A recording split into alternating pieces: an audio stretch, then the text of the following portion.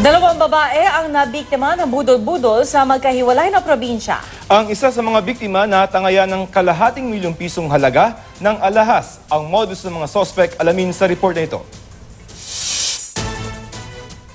Aakalain mo magkakasama talaga mga babaeng tumatawid sa kalsada, tanghaling tapat sa Tanhay, Negros Oriental. Yun pala ang isa sa mga babae, binibiktima na ng mga umano'y budol-budol.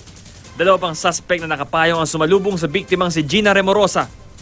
Di na nahuli kam, pero ayon sa biktima, isinakay siya ng mga suspect para ituro ang bilihan ng hinahanap kunong construction materials.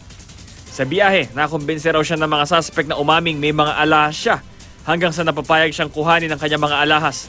Sabi niya, iiwan ko ito sa iyo, yung pera namin, isang bandol, kasi doon sa in-order namin, doon na lang sa inyo magbabayaran kasi doon sa inyo tahimik.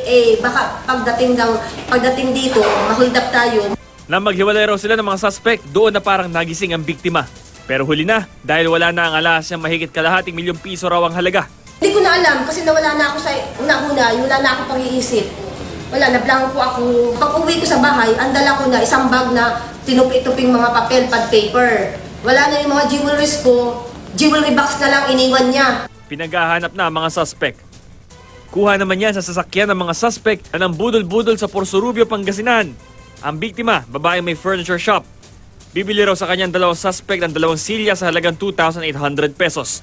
Pero kulang daw ang pambayad ng mga suspect kaya nag-alok na dolyares ang ibayad sa kanya. Pinipilit na naman ako na palitan ko na lang daw yung $100 din. 50 pesos na lang daw po yung palit. Di ba, syempre, dun sa money changer, 53 yung ano. So, sabi ko, o di may tubo ako na 300, ganun. Tapos, pinalitan ko siya ng 5,000. Binigay ko yung 5,000, kinuha ko yung $100 niya. Sa kabuuan, nasa 12,500 pesos ang naibigay ng biktima sa mga suspect. Kapalit ng $300 na kalaunay na diskubreng peke pala. Bam Alegre, GMA News.